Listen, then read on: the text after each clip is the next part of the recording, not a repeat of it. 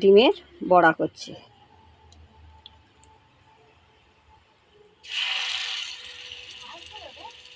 এই ডিম নিয়ে এই ডিমটা নিয়ে এই সুজি দিয়ে এই ডিমের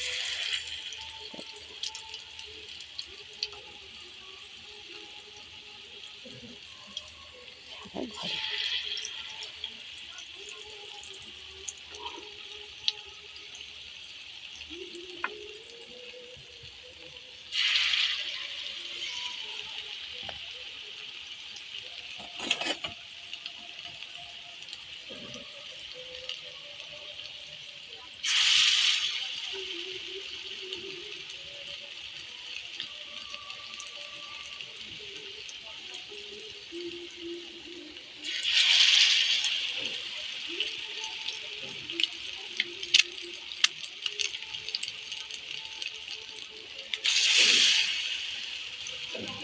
কালকে চেয়ে নিই ফ্রিজে রেখে কালকে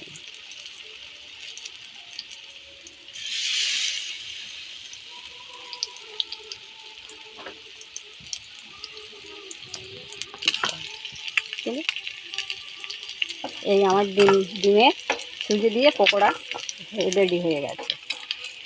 ডিমগুলো সিদ্ধ করে গোল গোল করে কেটে নিয়েছিলাম।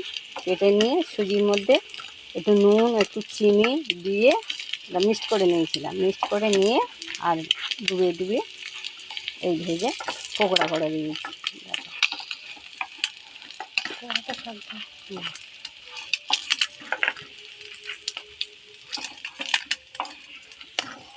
এই খাবার আমার পুরো রেডি।